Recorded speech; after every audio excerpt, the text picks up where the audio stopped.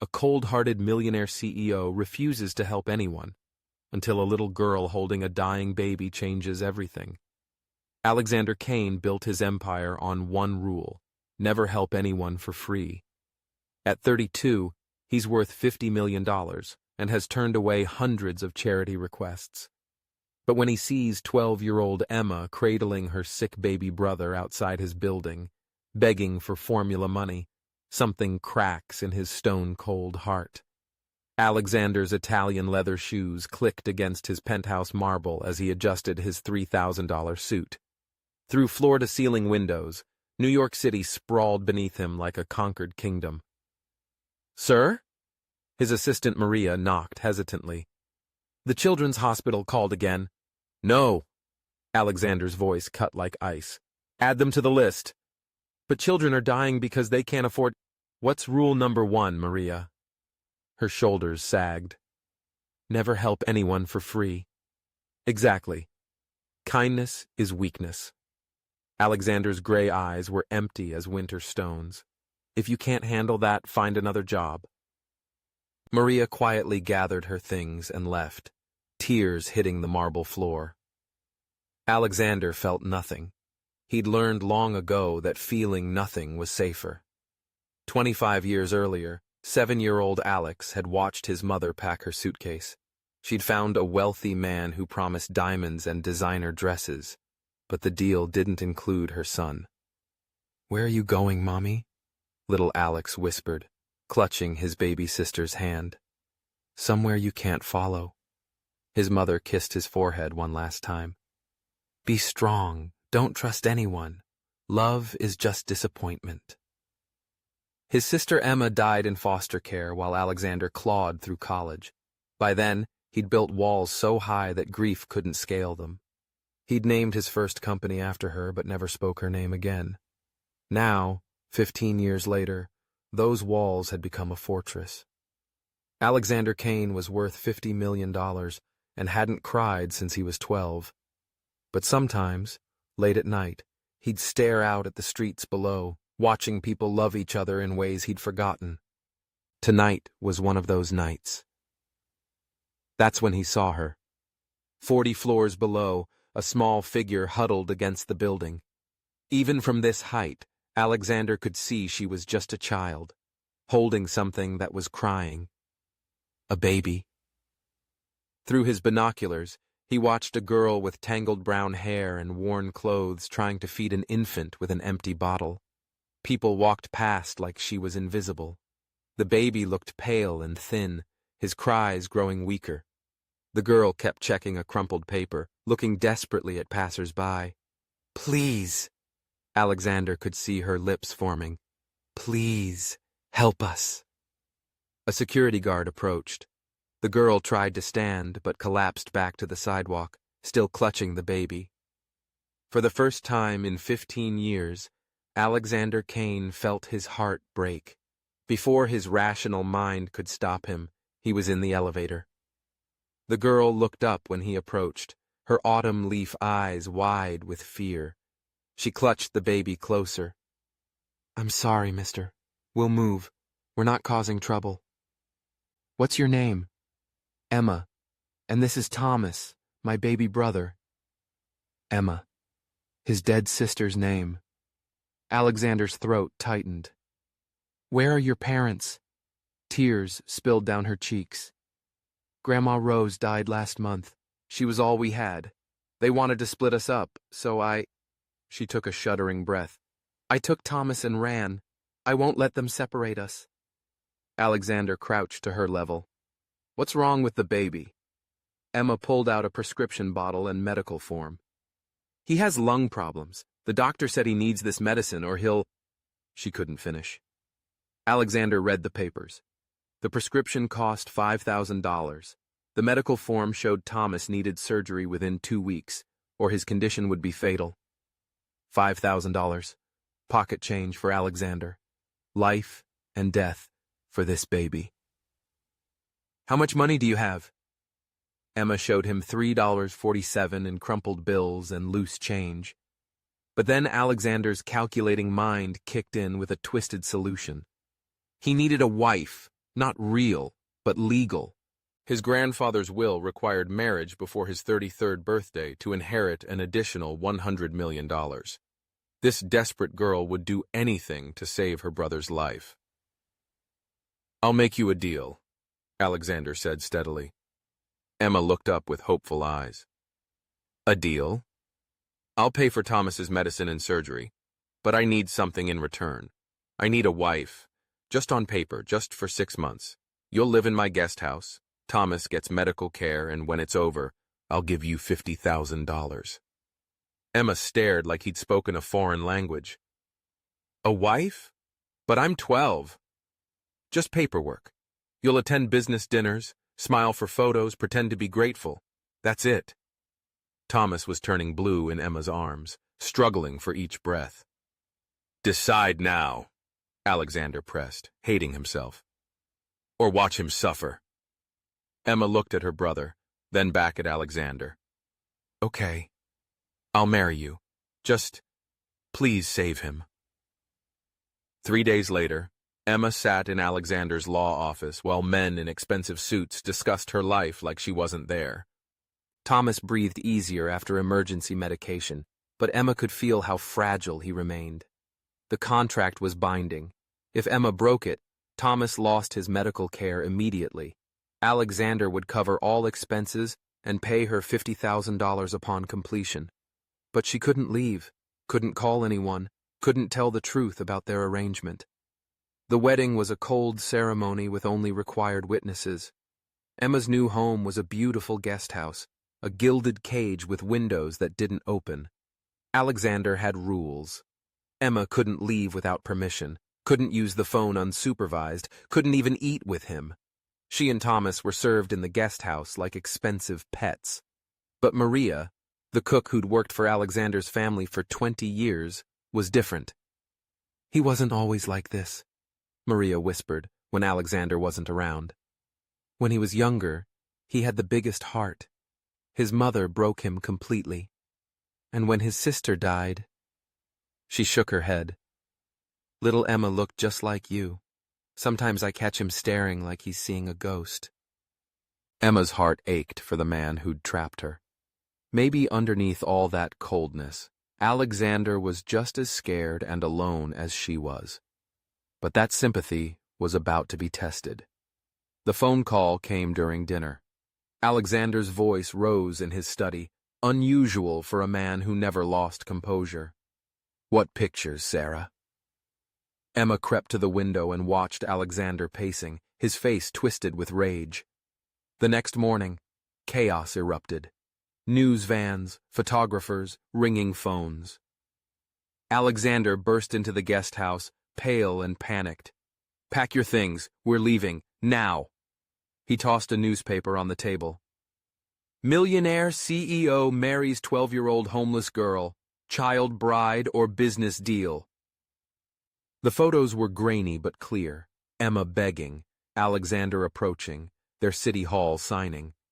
"Sarah leaked everything," Alexander said through gritted teeth. "My ex-fiancé twisted the story. Business partners are pulling out. Police want to investigate. My inheritance committee is reconsidering everything." He looked at Emma accusingly.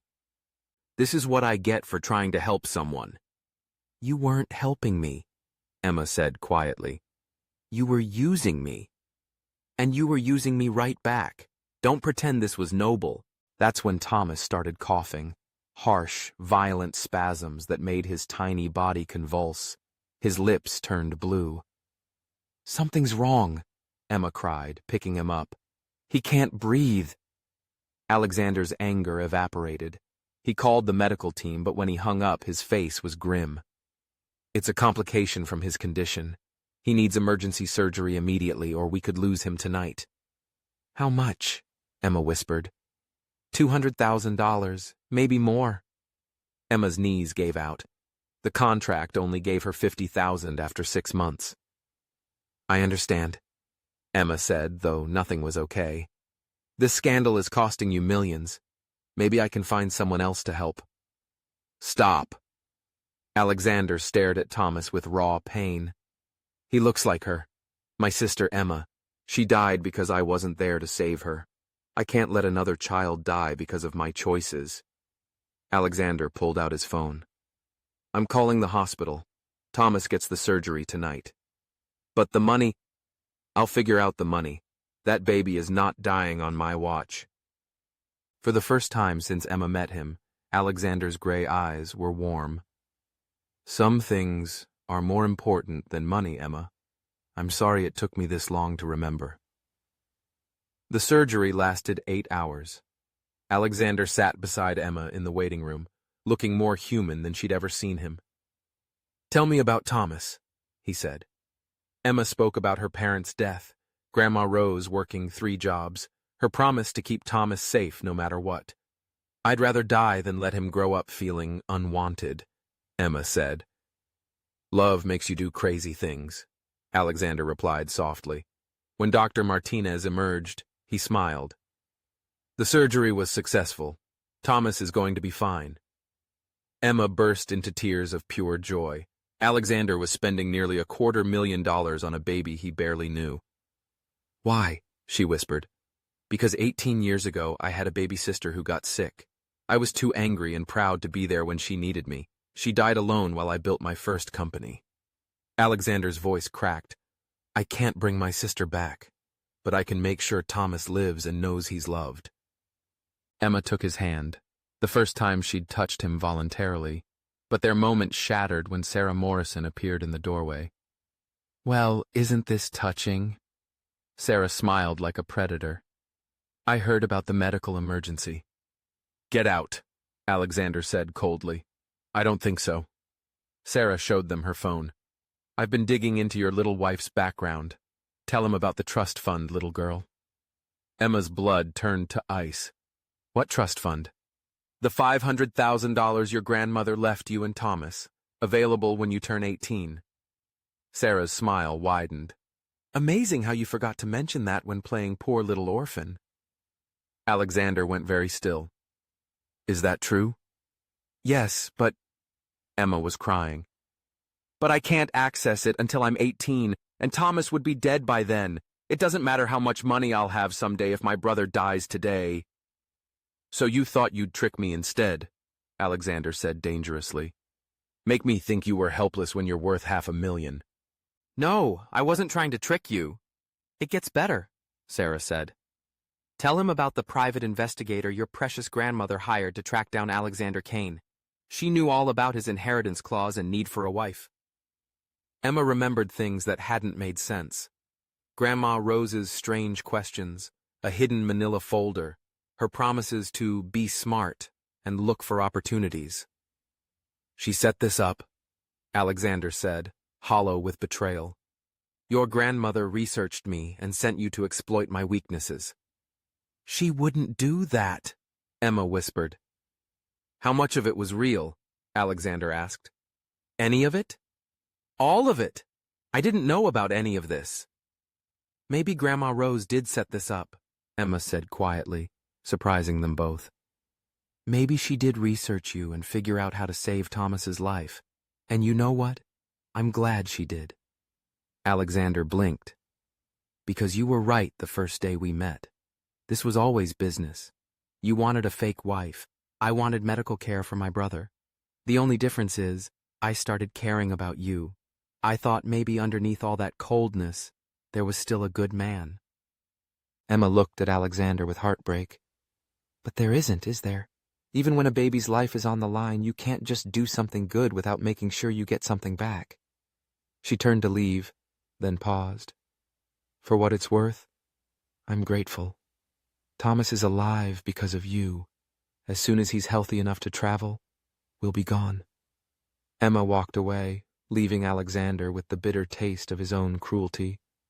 But as he watched this child defend her grandmother while her own heart was breaking, Alexander realized something that made his blood run cold. He believed her. Every word was real, and he'd just thrown it back in her face because his pride mattered more than truth. 3 days passed in silence. Thomas recovered beautifully while Emma rarely left his side. Alexander didn't visit once.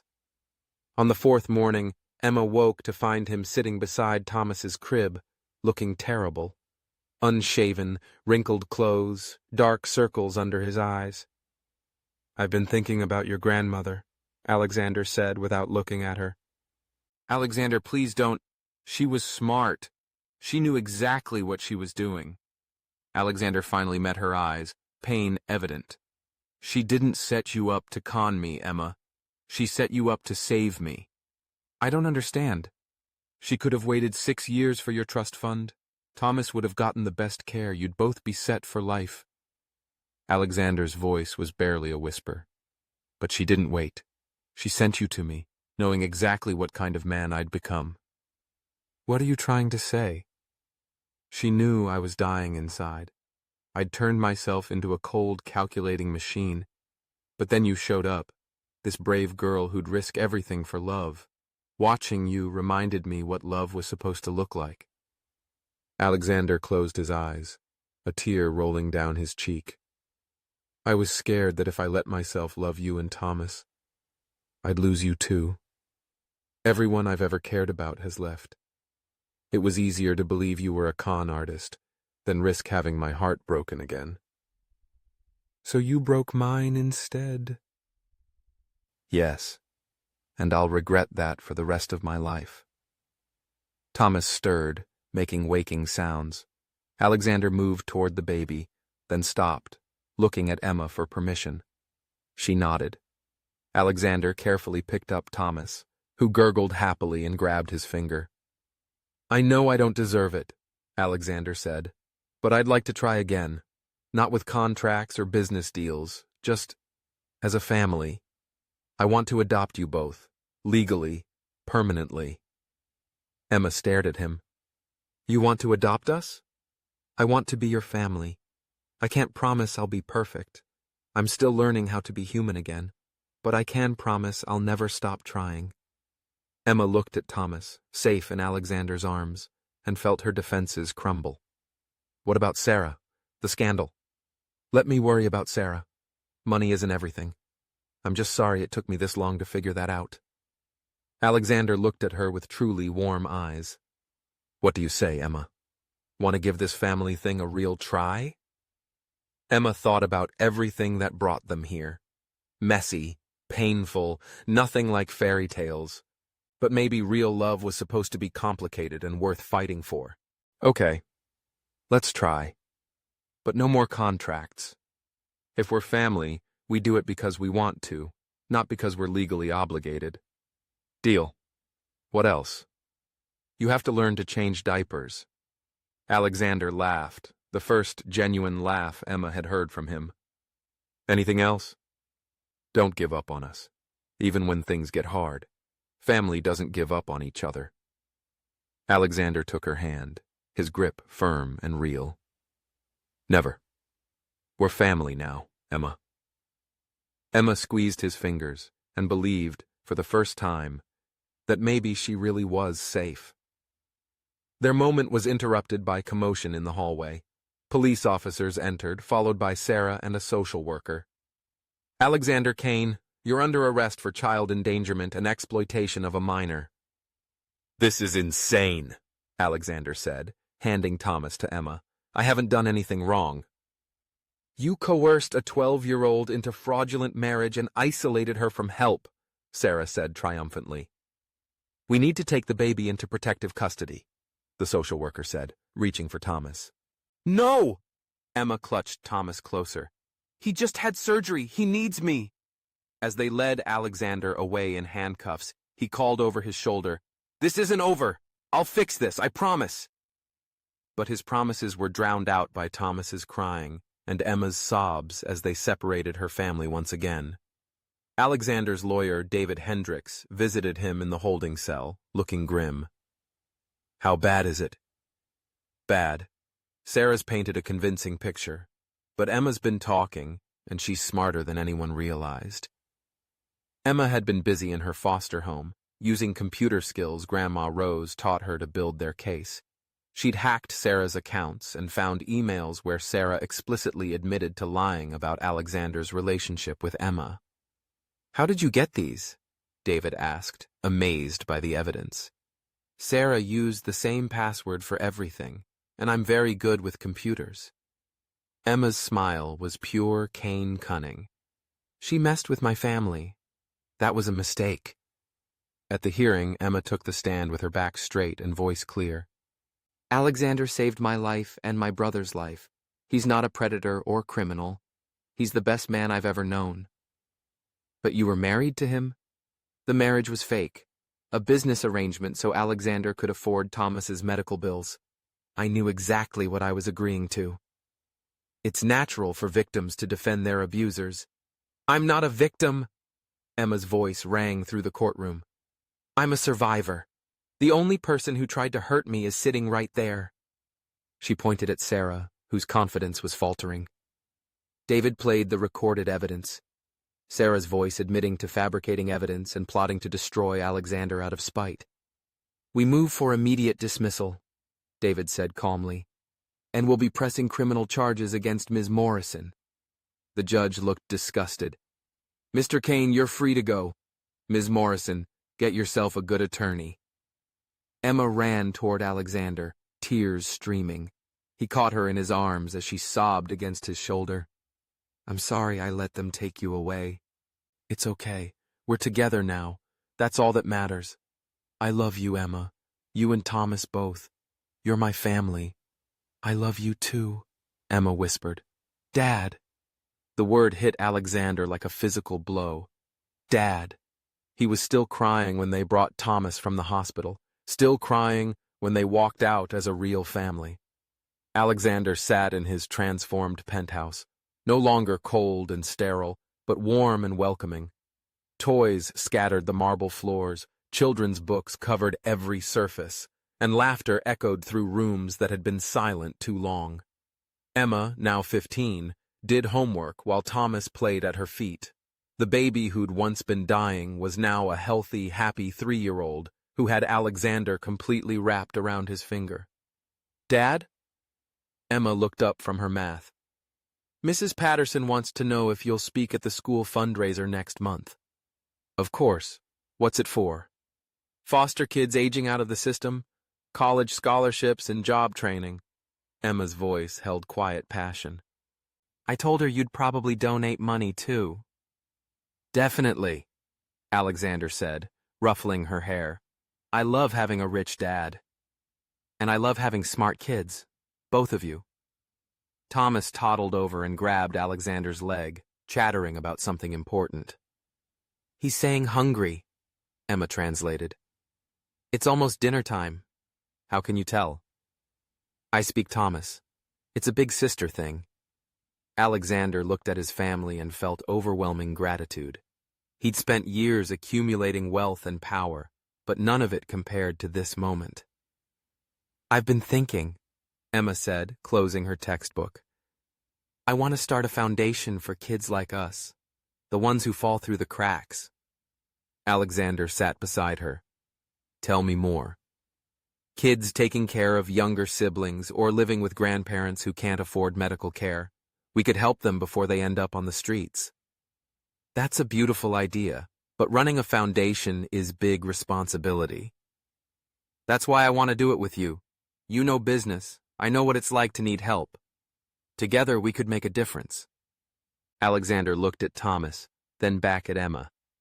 Okay, let's do it. Really? Really. The Emma and Thomas Foundation has a nice ring to it. Emma's face lit up as she hugged them both. We're going to help so many kids.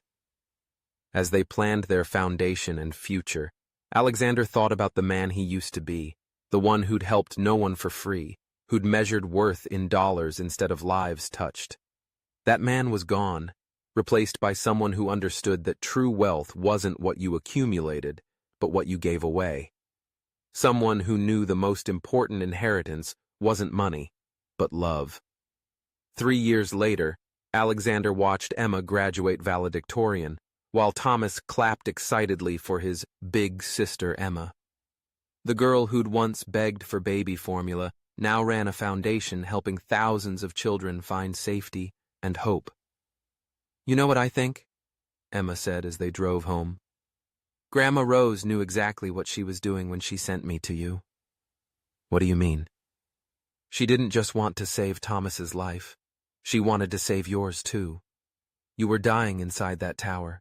She gave you a reason to live again. Alexander felt happy tears sting his eyes. Yeah, I think you're right. Of course I'm right. I'm a Kane now. We're always right. Alexander laughed, rich and warm and full of joy. Is that so? Absolutely. It's in the family bylaws. Right after love comes first and family doesn't give up on each other. Those are good bylaws. The best, Emma agreed. As they pulled into their driveway, not the cold estate where this started, but a warm home filled with laughter, Alexander thought about second chances and the power of hope. He thought about the man who'd refused to help a dying baby unless he got something in return, and the father who would now move mountains to keep his children safe.